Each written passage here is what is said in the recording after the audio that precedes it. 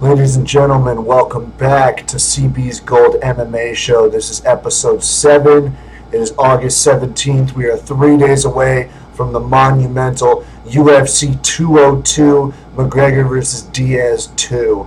Should be a great fight this weekend. We have a lot to discuss on this episode, but we'll get to that in just a second. I know it's been a while since I've recorded an episode. Just been dealing with life, everything that it throws at you. Got a lot going on. We'll update everyone when stuff is more finite. And for those who don't know me, I am CB Gold, CB the Grenade.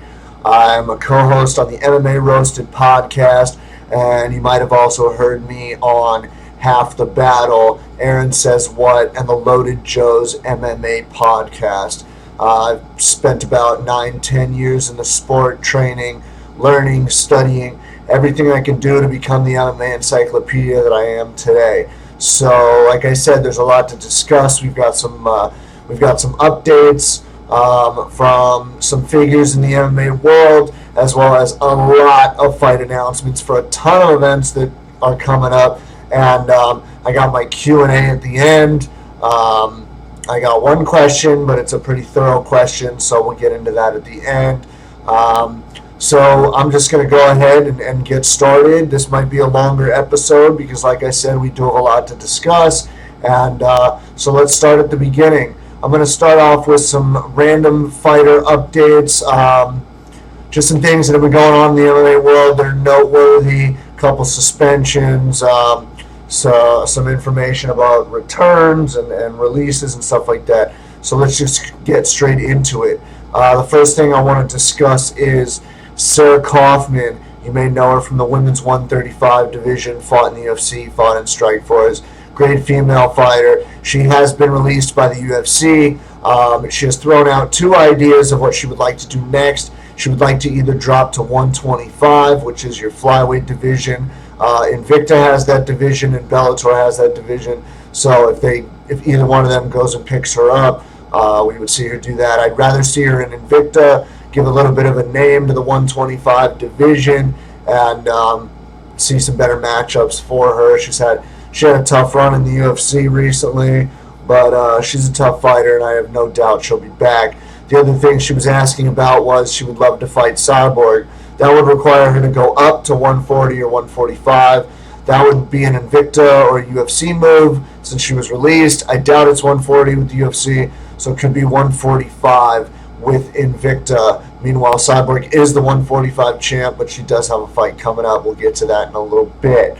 A couple suspensions that are noteworthy. Melvin Guillard has been suspended 1 year and fined $10,000 for a failed drug test following his Bellator 159 victory over David Rickles. He did knock Rickles out. It was a great win for him. If I'm not mistaken, he hadn't had a win in some time.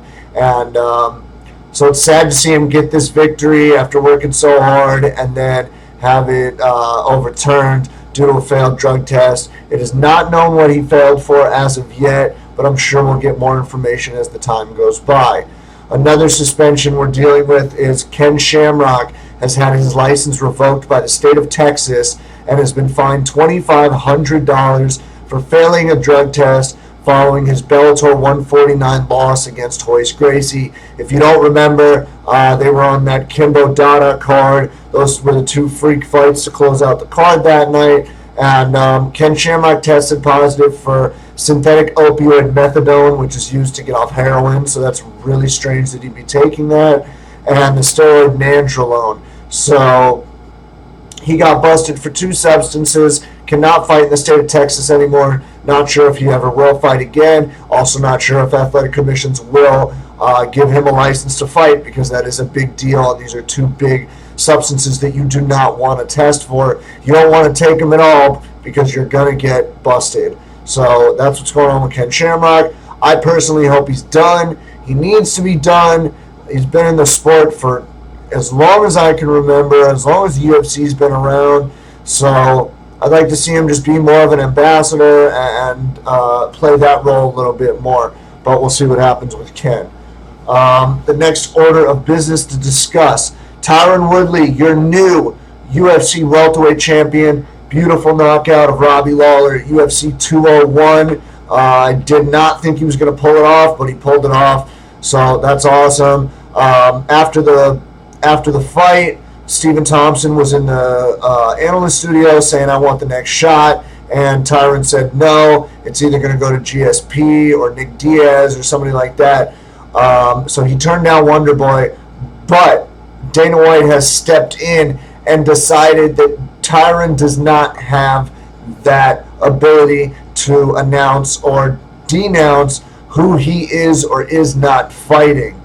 Dana White has stated that Wonderboy is next. Tyron isn't too happy about it. He said, "I have not signed a bout agreement. I have not spoke to anyone about it. I do not like that fight." He wants the money fight. We all know the money fights. Like he said, George St. Pierre, Nick Diaz, some of the other guys. He said Robbie Lawler should have to fight Wonderboy and the winner gets the shot. I think that's stupid. I also think that Tyron is not really in a position where he's a big enough draw where he can announce his title challenger next. So, we'll see what happens with that. We've got main events coming up for a lot of events up to 205, which is in November in Madison Square Garden.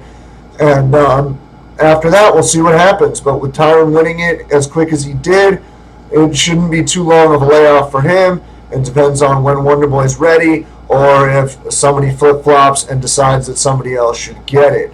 Speaking of the money fight, George St. Pierre has taken one step closer to making a return. He has re-entered himself in the USADA testing program. What that means is he will be tested here and there, making sure that he is drug-free, dope-free, so he can hopefully make a return to the octagon. This is a necessary step to make a return, and it looks like he is trying to come back. I'd like to see him come back. Big draw. I'd like to see how he does after being out so long. But I don't want him to fight scrubs. If he comes back, does he get a title shot? I don't know. Should he have to fight somebody? Maybe. But I'm sure he wants the money fight, whether it's the title, which I think he could beat Tyron Woodley. I think he's a better wrestler. We'll see. Otherwise, George himself has said that he would like to fight Nick Diaz, and he would beat him worse than the first time if given that fight. Do I think that's a possibility? I think he could beat him. Do I think he beats him worse? I don't know. It's a tough call. Nick's in a tough spot. George has been out for a long time. Would love to see the rematch. Would also like to see George fight other guys. So we'll see if he does make a return, who he is fighting. It'd be awesome. So we'll see what happens. So that is what I have for the random Fight World updates. Now we're going to get into fight announcements, which includes announcements targeting injuries, changes, any of the sort. I've organized it by event in chronological order so you can keep up with the closest event that has updates and then go as far as I go. So UFC 203, which we know is in Cleveland, it's going to be September. 202 is this Saturday, as I said before. So 203 is in September. We have a couple quick updates, a new fight that's been added, and an injury and replacement. So the first is a new fight announcement. For anybody who remembers, Uncle Creepy, Ian McCall, was supposed to fight Justin Scoggins. Recently, unfortunately, Scoggins at the last minute said he was nowhere close to making weight. It wasn't going to work out. He dropped out about 2 days before the fight, 3 days before the fight, and so Ian McCall was not able to fight. Ian said he wanted to fight quickly. He tried to get Wilson Hayes on that card. I think it was UFC 201, actually, and they didn't make that fight, so they pushed Ian back just a couple events to UFC 203. He's going to take on Ray Borg. This is a great fight. Both stand-up guys. I think Ian might be a little bit better all around, but it's going to be a good scrap. Love watching the flyweights fight. Would love or am looking forward to Uncle Creepy returning to the octagon after such a long layoff. So we'll see what happens. I'm looking forward to it. Should be a good fight. I'm going to go with Ian McCall off the bat right now. The other update that I have for that event. Ben Rothwell was supposed to fight Fabrizio Verdum. Ben Rothwell has sustained an injury in training, so he has dropped out. Cavallo looked for a replacement. In stepped Glendale Fight Club's Travis Brown. Travis and Fabrizio fought before on a UFC on Fox event. Fabrizio won a unanimous decision, and this will be a rematch. I have Verdum all day. I think he runs through Travis Brown. We'll see what happens. Verdum wants the title shot. He would love the winner of Overeem and Stipe. It's going to be Stipe, just saying. And so we'll see what happens, but I got Cavallo, Fabrizio Verdum in this rematch. The next event we should discuss, which has a ton of fight announcements recently, is UFC Fight Night 95, which is going to be in Brasilia. Looking forward to this event. A lot of great fights, a lot of Brazilians on the card. And so I'll start from the beginning. The main event has been announced. Chris Cyborg is returning to a 140-pound catchweight fight to face UFC newcomer Lena Landsberg. This will main event the card. There was rumor for a while that Cyborg was fighting Jermaine Durandamy. That fight never came to fruition. Chris Cyborg was supposed to defend her title in Invicta. She said she wanted to, but it ended up not working out that way.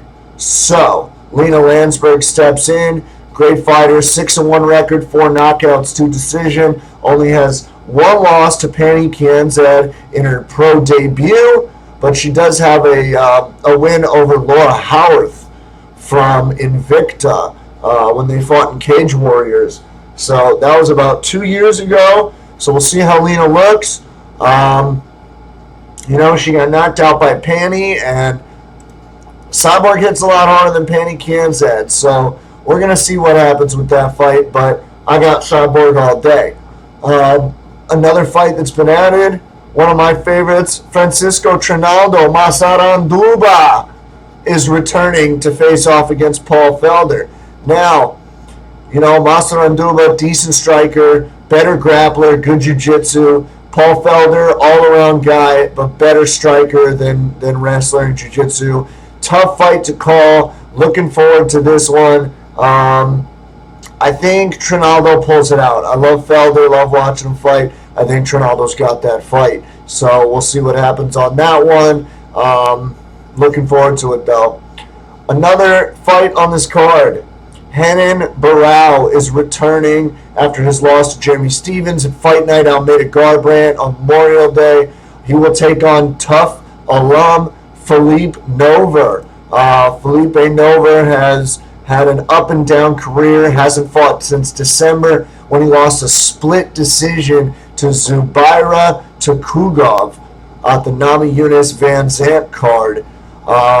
Like I said, he's had an up and down. If you remember him, he was the guy that passed out during the team picks at the beginning of The Ultimate Fighter when Efren Escudero won that season. He was a finalist, so you may remember him. Felipe is a scrappy kid. He's a good fighter. Renan Barão, I think he had a better fight with Jeremy Stephens than most people give him credit for. So I'm going to pick Renan Barão in this one. I think he's better on the feet. I think he's better in jiu-jitsu. So I think he's got the edge to pull it off for sure. A fight that was set but has been changed for this event was supposed to be Eric Silva and Brandon Thatch. Unfortunately, Brandon Thatch has sustained an injury along with another guy on the card that was supposed to fight Luan Chagas. So they shuffled it, they pulled the 2 injuries, and they put Eric Silva and Luan Chagas together. Luan Chagas is 14-1. He's had 1 UFC fight back at 198, Verdun Miocic. He had a draw against Sergio Moraes. Otherwise, he's got all finishes and 8 submissions, 6 KOs. So this is a good fight for the 2. A little worried about Eric Silva because he is a little bit of a slow starter sometimes. I like Eric a lot. I like watching him fight. I'm going to go with Eric Silva, pull off the victory here. So we'll see. But yeah, I think Luan Chagas is going to be an easier fight than Brandon Thatch for Eric Silva. A flyweight fight that has been announced for this card. Hussier Formiga is coming back at flyweight to take on Dustin Ortiz. Dustin Ortiz, if I'm not mistaken, is out of Rufus Sport. Hussier Formiga is a tough jiu-jitsu player out of Brazil. I think if Dustin takes him down, I think Hussier can submit him on the feet. I think it could go either way. I'm going to go with Hussier Formiga on this one. Always liked Formiga. Always liked watching him fight. Very talented kid. I thought he was one of the threats at 125 until he hit a couple roadblocks here and there. So I'm looking forward to that. I got Formiga over Dustin Ortiz.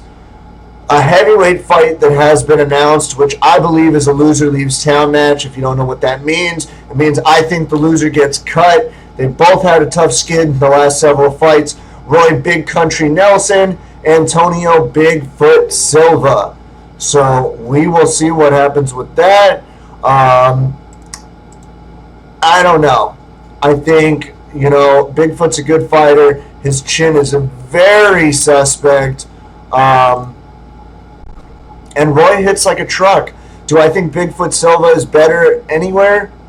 I don't think so. I don't. I think Roy Nelson on the feet can knock him out. I think Roy Nelson on the ground can submit him. I think Roy Nelson in wrestling can take him down. I've got Roy Nelson in this one. It's going to be sad to see Bigfoot go. I wish both of them could go because I'm kind of tired of both of them a little bit. But we can't all have what we want in life. So I'm going to go with Big Country over Bigfoot. And Roy Nelson pulls off the knockout first round. I'm calling it now. You can write it down. You can tell me about it later, whatever you want to do.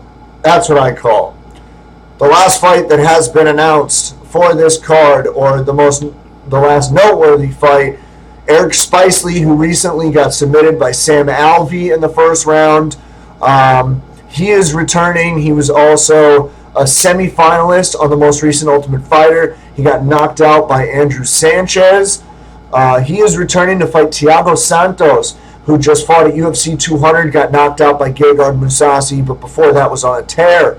I've got Thiago Santos in this fight. Way more power. We've seen Spicely doesn't have a chin. He's not great against submissions. I think Thiago Santos is better everywhere. I think Thiago Santos by knockout in the first round. I think that's an easy fight to call. So Thiago Mareta is going to pull it off against Eric Spicely. That'll be 2 in a row for Spicely, and we'll see where he goes from there.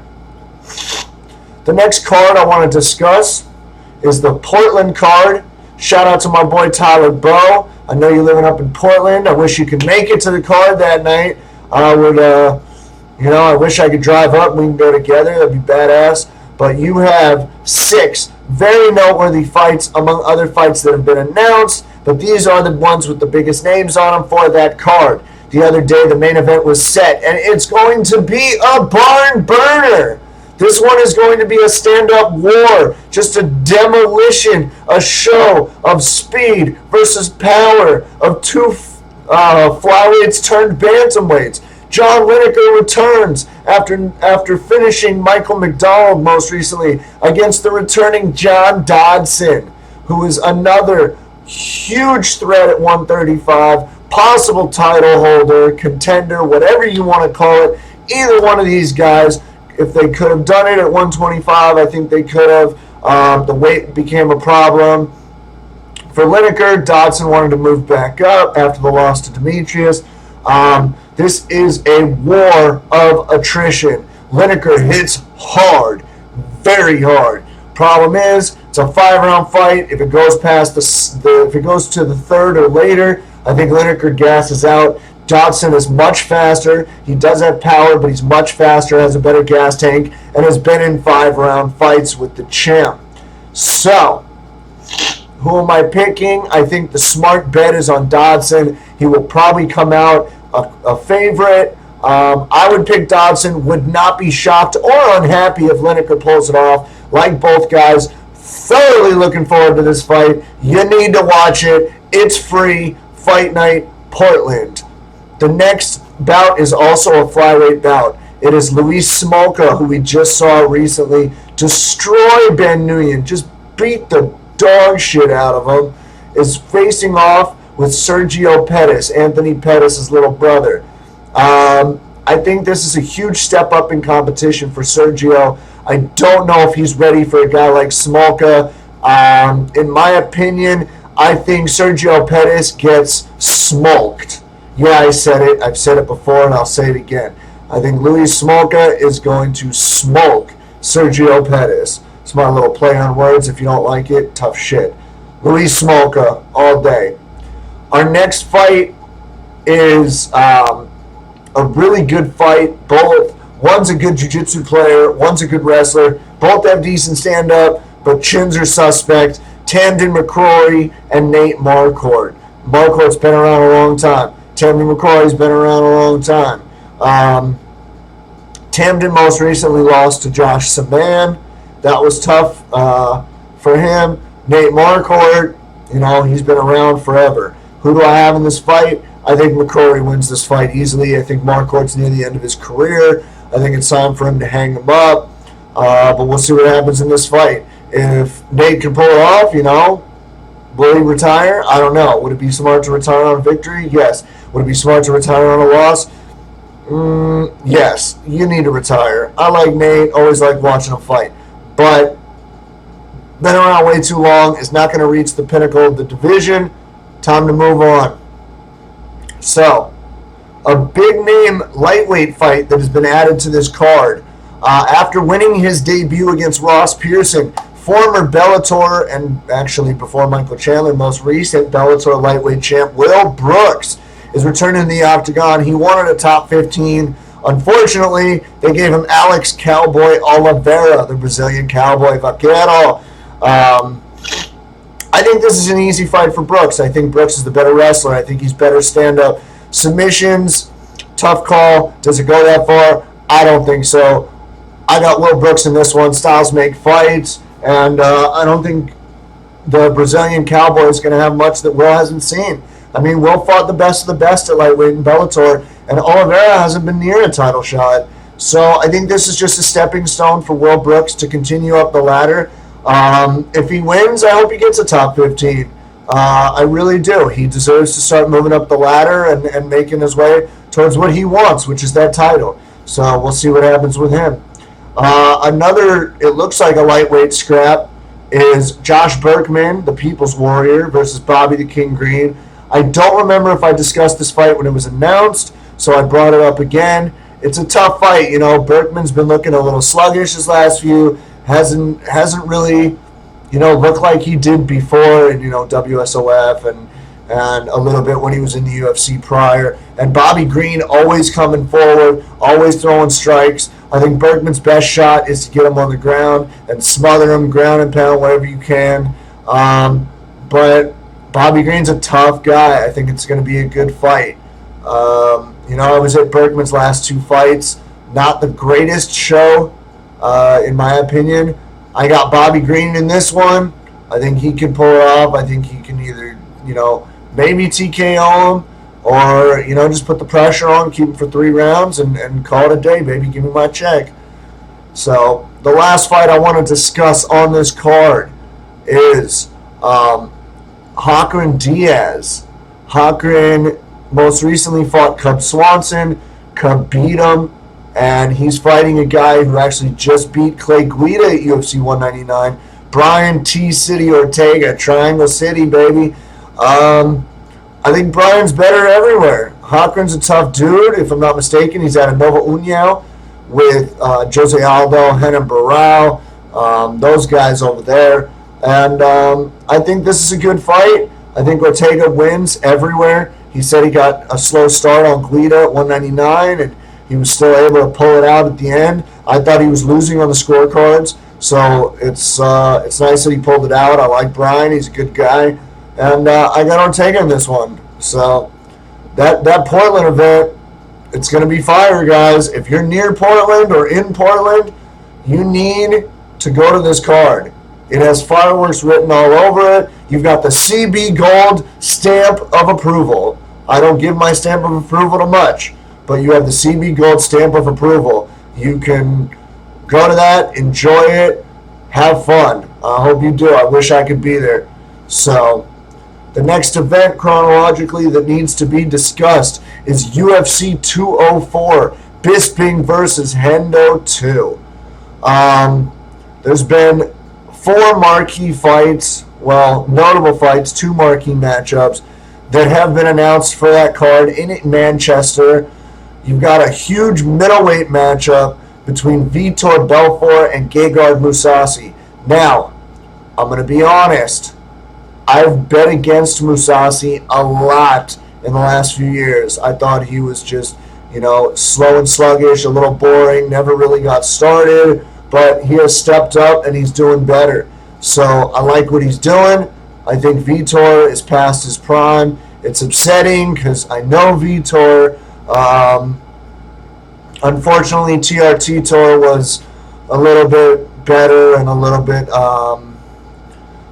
more of a guaranteed bet, but I think Mousasi takes this one. I can't bet against Mousasi anymore. I got Gegard. I think he can knock him out, either on the feet or ground and pound. No issue. So I'll take Gegard. I wouldn't doubt it if Mousasi's the betting favorite anyways, because Vitor's had a tough skid lately. The other matchup is at 205. Puts Ovince St. Preux, who we remember from taking on John Jones at UFC 197. Put on a decent showing, but it's John Jones. He's fighting against British slugger Jimmy Manuwa, the poster boy. This is a great fight. Both guys like to slug it out. I think Jimmy's got better power, but OSP has way better wrestling, way better grappling. So it really depends on where the fight goes. But I'm going to go with OSP, coming back with the W, taking on Jimmy Manuwa. Do I think he can finish him on the feet? Maybe. But OSP's better shot. Wrestle him down, submit him, ground and pound, whatever you need to do. I got OSP. I think he finishes him. I don't think he goes 3. So we'll see what happens. The other matchup, or another matchup that is worth going over, is a heavyweight matchup. Returning skyscraper Stefan Struve is coming back to face off against dangerous Russian Ruslan Magomedov. I hope I said that right. I think I did say that right, because I do have to say it again in a few minutes.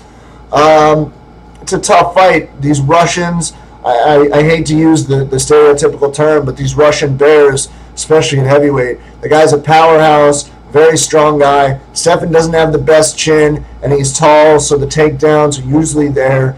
I don't like betting against Stefan Struve. I hate going against Blackzilians, but I've got Magomedov in this. I think he can knock Stefan out on his way up the ladder. So we'll see. It should be a good fight, though. I'm very interested to see what happens on that one. But I got Magomedov. Always like watching the heavyweights fight. I'm sure everybody does. And, yeah, the last notable fight that was announced for this card so far, Yuri Alcantara, Yuri Marajo Alcantara, who we also had a brother, Ildemar Alcantara, in the UFC. He's facing off against Brad Pickett. This fight is at 135 pounds. We know Pickett always comes to sling leather. Alcantara has never won to shy away from a war. I know it's Brad's been around a long time. Yuri hasn't had the best record recently, but I am looking forward to this fight. Brad doesn't have to travel that far. Yuri, on the other hand, somewhat of a long plane ride to get there to Manchester, England. So we'll see what happens with that. But I don't know. I think if Yuri can get him down, he can get the submission. Otherwise, I think Brad Pickett pulls it off. So I'm going to go with Pickett on that one.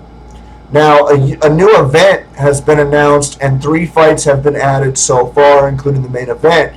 UFC Manila, which is in the Philippines, which Mark Munoz is out there promoting it right now, and they're discussing this event heavily. We've got 3 big fights on it. The main event has been announced. It is Ricardo Lamas and BJ Penn. So,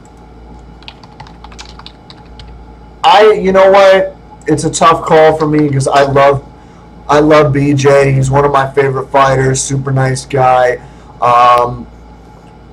But I don't know if this is the best decision for him. You know, if you remember correctly, he was supposed to face off against Dennis Seaver, and then it was Cole Miller, and then he told him that he used an IV, so they pulled him from the fight. Now he's fighting Ricardo Lamas, who's, in my opinion, a top 5 guy at featherweight, who just lost to Max Holloway in a war.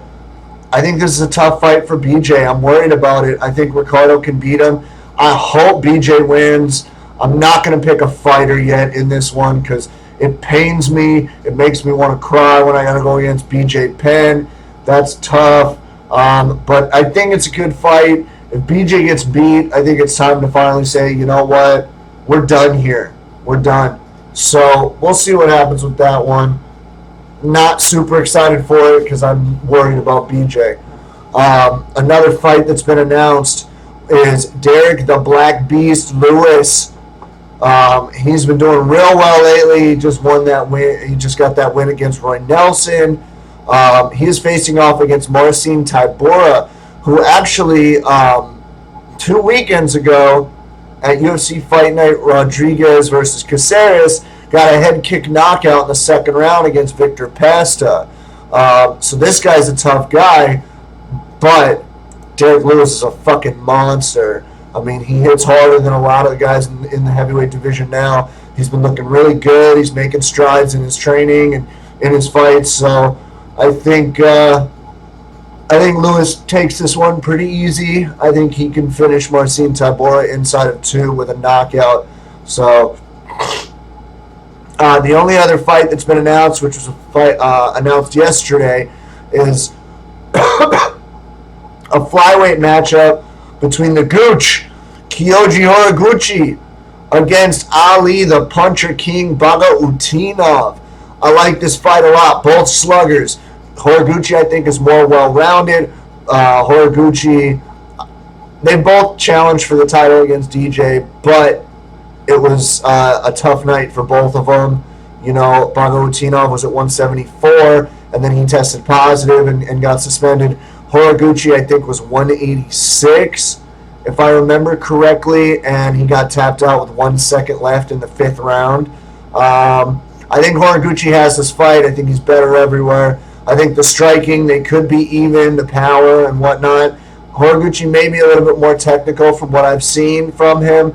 I think wrestling and jiu-jitsu-wise, I think Horiguchi is better. Horiguchi's out of ATT, American Top Team down in Coconut Creek, and he's looked good in his training and in his last few, so we'll see what happens with that one, but I got Horiguchi in this one, so we'll go from there. There's 2 more events that I have to cover. The Ultimate Fighter Latin America 3 finale. This is going to be in Mexico. They have announced 3 fights for it. They've announced the main event. Rafael dos Anjos, in his first fight since losing his belt to Eddie Alvarez back in July, will be facing off against top 5 contender, in my opinion, one of the favorites to possibly win the belt, Tony El Cucuy Ferguson.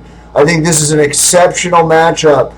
Ferguson wanted that Khabib fight over and over and over again. He petitioned for it, but he got Dos Anjos in Mexico. So you got a Brazilian versus a Mexican.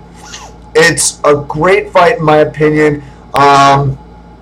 It's a very balanced fight. I think on the feet, Dos Anjos does have power and technique, but so does Ferguson, man. Ferguson's very tricky. He's a tough puzzle to solve. He's got those crazy, like, scissor takedowns and rolling knee bar takedowns and stuff.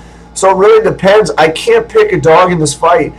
Only thing I do know is as long as they both remain in the fight, do not get injured, nothing bad happens, I think this is a possible fight of the year contender. This is going to be a lot of fun. There's fireworks. It's great everywhere the fight goes because they're both entertaining. So I'm not picking a dog. I'm picking the audience and the viewers at home to enjoy. I think this is a great matchup. The other lightweight match that has been announced, Beneil Dariush returns after knocking out James Vick at UFC 199. He faces off against Rashid Magomedov. Rashid's another tough Russian. Glad I pronounced the name correctly. I told you I was going to have to say it again. But Dariush is great everywhere. It's a tough fight to call. Beneil, he's got good striking. His wrestling's really good. His submissions are pretty good. But the Russians, man, their wrestling is exceptional. And if you can't get them down, you got to sling with them. And I don't know. It's a tough call. I think that, like I said, Beneil is might be more well-rounded, but you never really know. I mean, it's tough to say because Rashid he's 19-1. He's got 8 knockouts, 1 submission, 10 decisions. So it's really hard to see what's going to happen with them. I'm going to go out on a limb. I'm going to pick Dariush, though. I think he can pull it off. I think he can take the victory from Magomedov. So we'll see what happens in Mexico City. The last fight that needs to be announced on this card. We have a new debut in the UFC, a big name from Invicta. Alexa Grasso has been called up. As we say in wrestling, you've been called up to the main roster. Alexa Grasso is coming in. If I'm not mistaken, she recently, just a few weeks ago, beat Jody Escobel in the main event of the Kansas City Invicta. She is getting her first test at 115 in the UFC against tough alum Heather Jo Clark. This is a great matchup. Heather Jo Clark, unfortunately, I think is coming off the loss to Karolina Kowalkiewicz, I think, if I'm not mistaken. But Alexa Grasso's a tough chick. She's good everywhere. She's got heavy hands. And I'm looking forward to this fight. And Alexa, she's going to be doing it in her home country of Mexico. So I'm very excited for her. I'm looking forward to it. I think Alexa Grasso takes this. I think she starts moving up the ranks at 115. And we start hopefully seeing more of the Invicta girls coming up. They're always fun to watch, and I like seeing them, on the big show. Then again, I love going to Invictas. So, Shannon Knapp, if you're watching this, September 23rd, the next Invicta, make it in Costa Mesa. I want to give you my money. Shut up and take my money. I want to come to Invicta again. Been at the last 2, third time's a charm. I love it. Anybody, tell Shannon Knapp, we want Invicta, Costa Mesa, September 23rd. Done.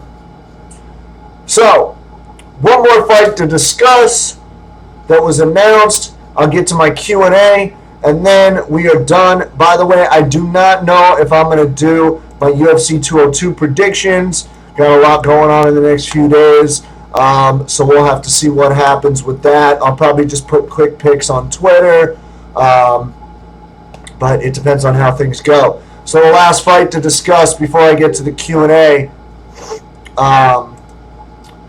UFC 205, which is, I think, the Madison Square Garden card. Rashad Evans will be debuting at middleweight, something he's been talking about for years and years and years. I wish he would have done this a while ago because he's had a tough skid in the UFC recently. And I wouldn't have been surprised if Rashad called it a career at some point because he's been in a long time. So he is facing off against a guy that nobody's seen for a long time in the UFC, Tim Kennedy. He's been running around trying to kill Hitler. I guess Hitler's still alive because he's been hunting Hitler. And just been out of the scene for a while, very vocal about getting screwed over by the UFC, not giving a fight, USADA, this, that, whatever. But, yeah, so Rashad Evans, Tim Kennedy. If ring rust is a thing, then I really don't know. Tim Kennedy's been out a long time. Rashad, depends on the cut, how he does with the weight cut. Depends on how he looks. More than likely, Tim Kennedy pulls it off. because I think Tim's always been training. So we'll have to see what happens and go from there. But yeah, I got Tim Kennedy. I think Tim has more power on the feet at this point. His wrestling, I think, might even be better than Rashad Evans at this point. I really don't know, but I'm calling Tim Kennedy. It's a tough match, but I got a while to, analyze, think about it. So do all you listeners. So once again, if you like anything I said or want to discuss anything further on my shows, you know what? Tweet me. I'll always answer a tweet. If you say, I heard the show and I think that you're right, or I think that you're wrong, I think so-and-so, whatever. I'm always open up to my listeners and viewers, watchers, whatever you want to call yourself. Hit me up on Twitter, CB the Grenade. I'm always down to talk. And you know what? When it comes to predictions, a lot of the time, I'm wrong. So we'll see what happens. But, so get into the Q&A portion. I have one question from a friend of mine. I think his Twitter handle is @LeavingThePast626, something like that. It's my boy Donnie Gons. Donnie Gons and I next Friday, August 26th, we will be at Bellator 160 in Anaheim. I got to go see one of my boys, Bubba Jenkins, get that victory. Finally see Benson Henderson live and in the flesh. Very much looking forward to it. Can't wait for that. So we'll see what happens next week. But my boy Donnie asked, what is next for the tough Joanna versus Claudia winners and finalists? Well, we got 4 names. You got Tatiana Suarez and Andrew Sanchez that won the season. And then you got Amanda Bobby Cooper and Khalil Roundtree, who unfortunately did not win in the finals. I'm going to start at the top with Tatiana Suarez. You know what? This could be a big step up for her, but if she wants top 15, this is the lowest of the top 15, lowest ranked, not lowest ability, so don't get all crazy with me, people. But I think a good matchup could be fun, and a nice step up for Tatiana would be Jessica Aguilar. Aguilar's been in and out of injuries, and I think only had like 1 or 2 in the UFC so far. I think this would be a great scrap. Tatiana was talking about she wants to step up, and styles make fights. They got somewhat similar styles. I think it'd be very entertaining to watch if she wants that big of a name. If not, I think Marina Moroz might not be a bad decision for her. Something to start working her way up the ladder. Tatiana, of course, facing off against Marina Moroz. That could be really fun. Andrew Sanchez, who won the season by beating Khalil Roundtree. There's 2 names that come to mind, not ranked, but could be good fights for him. If he stays at 205, could be Luis Enrique da Silva, who we know is Frankenstein. He just fought at UFC 199. Or Sean O'Connell. Sean O'Connell is always a tough scrap. Very scrappy, very sluggerish type guy that likes to throw on the feet. Andrew has knockout power. Sean has good power. But Andrew's wrestling's better. His submissions are better. I think that'd be a good matchup for him to get a name under his belt and move his way up towards the rankings and see where he can go from there. The 2 finalists that did not make it, Amanda Bobby Cooper, I think is a boxer. I mean, she does have good jiu-jitsu, but she comes from a boxing background. I think Erica Almeida would be a good matchup for her. Erica, I think, is coming off of 2 losses, and Amanda Bobby Cooper unfortunately lost in the finals to Tatiana Suarez. I think that's a good matchup. I think they could put on a good show with each other. Like I said, Amanda Cooper, ABC, can use her jiu-jitsu. She's got good boxing, decent wrestling. Erica Almeida, somewhat versatile, but just not getting up there in the ranks yet. So I think it could be a good fight for either one of them to bounce back off a victory over somewhat of a name. The last one that I want to discuss, of course, Khalil Roundtree, one of my favorites from the season. Hung out with him a little bit at Invicta and then in Vegas and whatnot. And I think for him, there's 2 guys, and they haven't fought in the UFC for a little while, if I'm not mistaken.